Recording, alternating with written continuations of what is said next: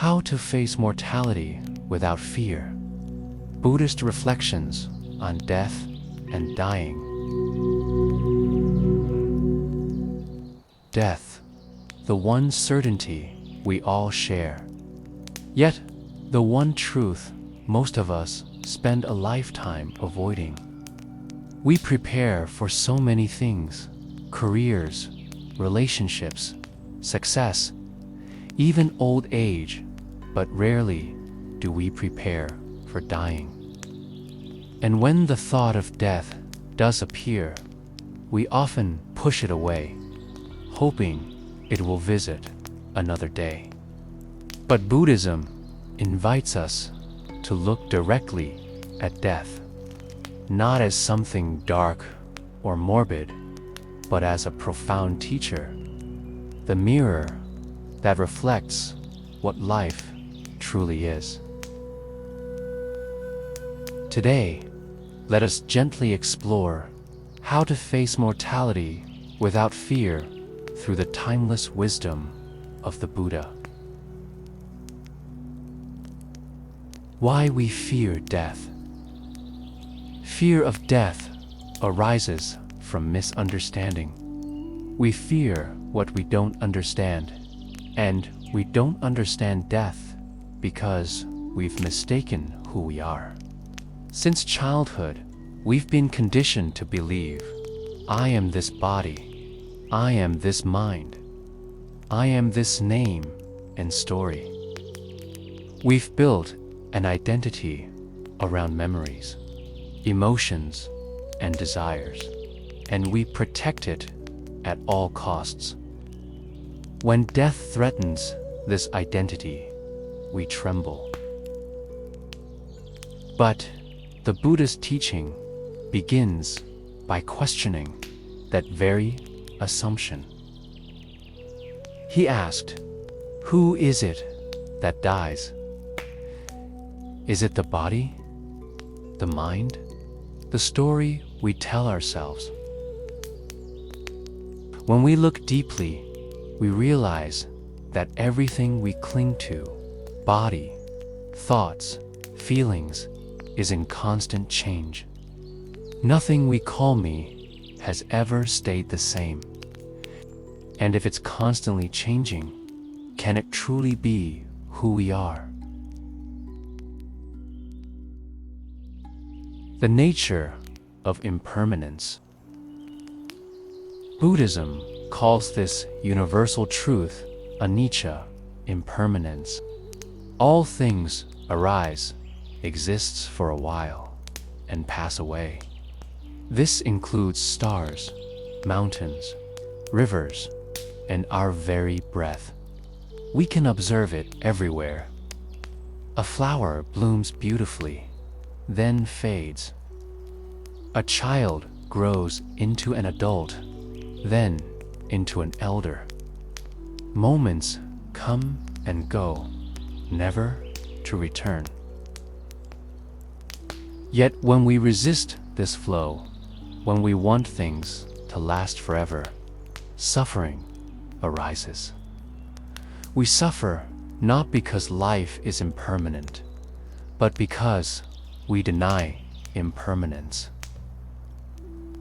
If we can truly see impermanence, not just think about it, our relationship with death begins to change. We begin to understand that dying is not an interruption to life. It is part of life. Like the exhale that follows the inhale, death completes the rhythm of existence. The Buddha's calm acceptance of death. When the Buddha was nearing his final moments, surrounded by his disciples, he remained serene and clear. He said, all conditioned things are subject to decay. Strive on diligently. No drama, no fear, just gentle acceptance and wise encouragement. Why? Because he had already seen the truth that nothing truly belongs to us, and nothing permanent can be lost. The body was never him. The mind was a passing stream. Consciousness was simply a reflection of causes and conditions. To the Buddha, death was not an enemy. It was the natural dissolving of what had served its purpose. This doesn't mean we must be emotionless or detached. Even the Buddha's followers wept at his passing.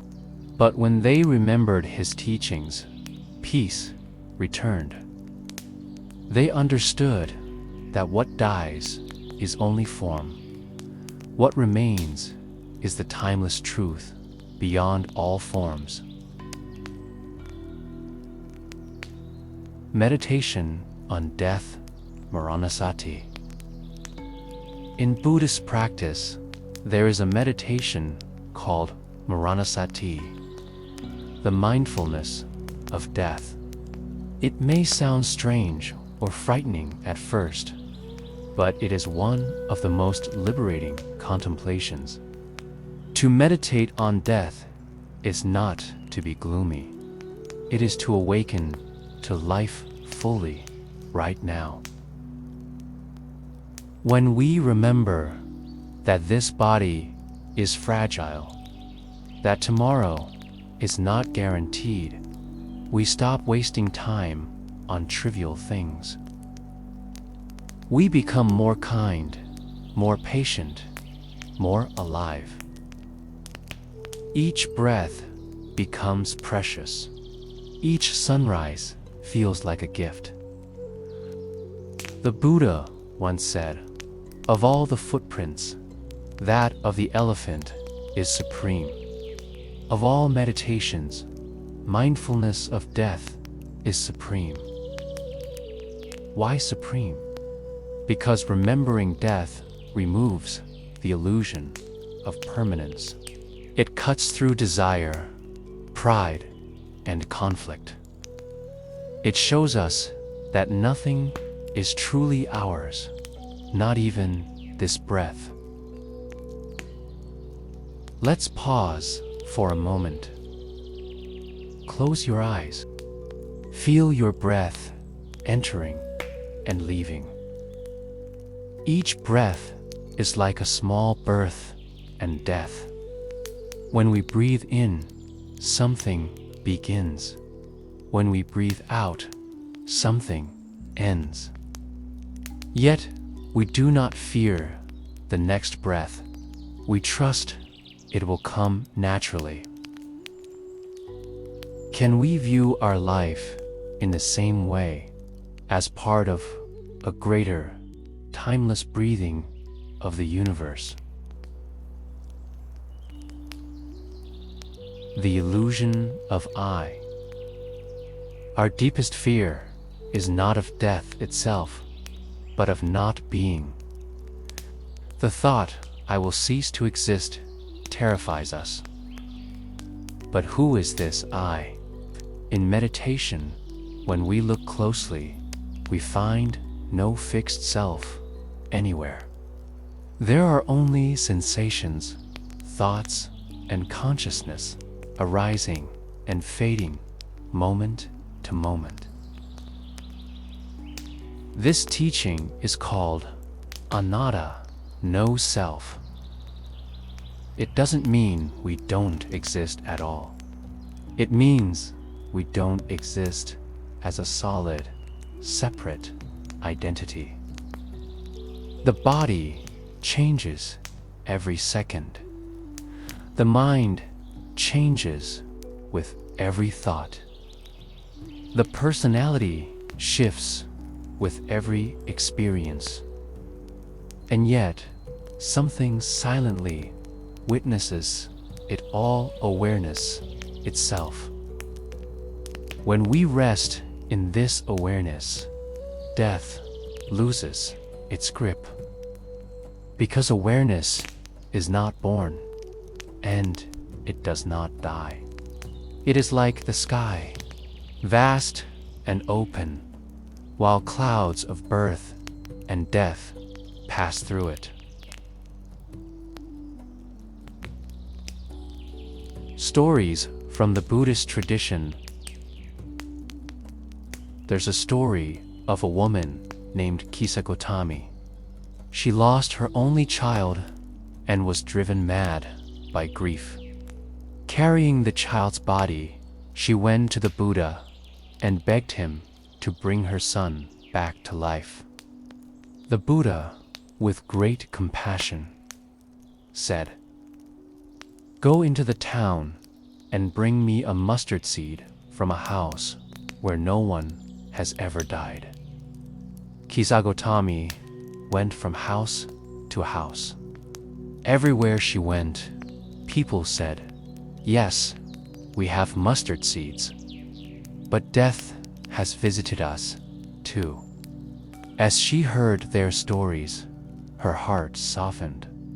She realized that death comes to every family, every being. Her grief transformed into understanding. She buried her child and returned to the Buddha, awakened to the truth of impermanence.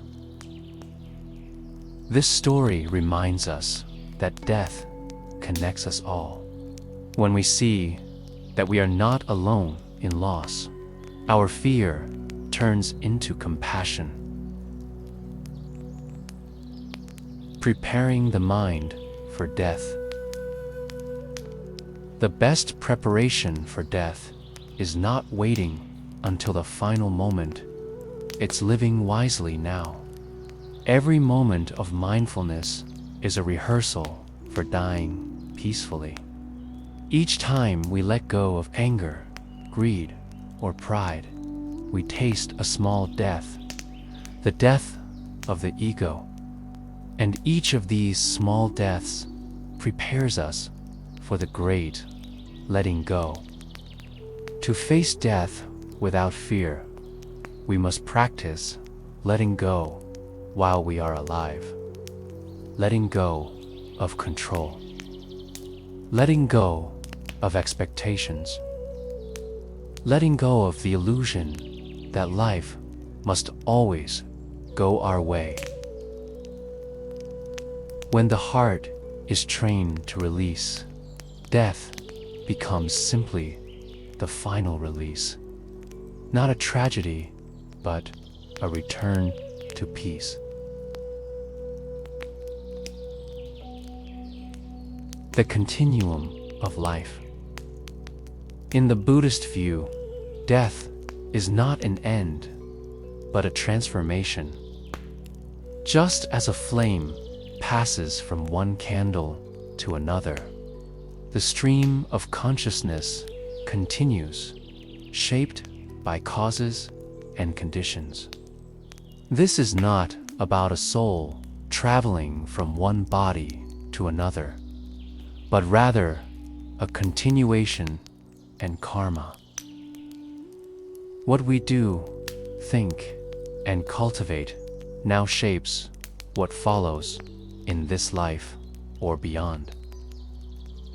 So, when we live with kindness, mindfulness, and compassion, we create a peaceful continuum, a soft landing for whatever comes next. Even if one doesn't believe in rebirth, this view offers comfort. Our actions ripple through others. Our love, our kindness, our wisdom, they live on in countless ways. Death cannot erase goodness. It simply changes its form. Compassion and support for the dying. Facing death is not only about our own end, but also how we support others in theirs. When someone we love is dying, we often want to fix it, to make them live longer, to take away their pain. But often, what they need most is our calm presence. In Buddhist hospice care, the focus is on mindful companionship. Sitting quietly beside the dying person, holding their hand, whispering words of peace, reminding them to breathe, to let go, to rest in awareness. Such presence helps the dying release fear. And for those who stay behind, it brings closure rooted in love, not regret. Living fully by remembering death. Paradoxically, remembering death makes us more alive. When we accept our mortality, small irritations lose their power. We forgive more easily. We appreciate more deeply. We see beauty even in the simplest things: the taste of tea, the smile of a stranger, the sound of rain. The Buddha taught that mindfulness of death is not meant to make us sad, but wise. Because when we remember that time is short, we stop postponing love. We stop waiting to be happy. We start living now. So death, rather than an ending, becomes a guide, a teacher whispering, "Be present, be kind, be free." Death as a gateway to freedom. For those who practice deeply, death can be seen as the ultimate liberation, the dissolving of the false self. When the body falls away, when the mind grows silent, what remains? Not nothingness, but the vast stillness from which everything arises. Many great monks and masters have passed peacefully with a faint smile, because they had already died. Before dying, they had let go of attachment to self long before their final breath. To die before you die means to awaken now, to see that what you truly are cannot die. Awareness has no birth, no death. It simply is. A meditation on death and timeless peace. Let's take a few moments to contemplate together. Sit quietly. Feel your body, this temporary form of earth, water, fire, and air. It has served you well. Honor it. Now, imagine the body dissolving gently, like a wave returning to the ocean. Notice what remains, the open, vast awareness. This awareness is not bound by time. It does not begin or end. Rest here in timeless peace. This is your true nature. This is freedom beyond birth and death. Death is not the opposite of life. It is part of the same dance. Like the setting sun that gives rise to night, only to return again in dawn. Life and death complete one another. To face mortality without fear is to awaken to what never dies within you. The silent awareness watching every experience come and go. The Buddha's message was never about escaping life, but understanding it deeply enough to live without clinging. When we see that everything changes, we stop grasping. When we stop grasping, we find peace. So, as you continue your journey, remember, every breath is a reminder of both life and death. Cherish it. Live gently. Let go often. And trust the flow of existence. For in letting go, we do not lose ourselves. We return home to the freedom that was always here.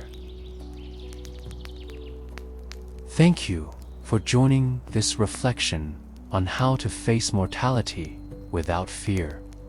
May you find peace in impermanence, wisdom in each passing moment, and freedom in the heart that never dies.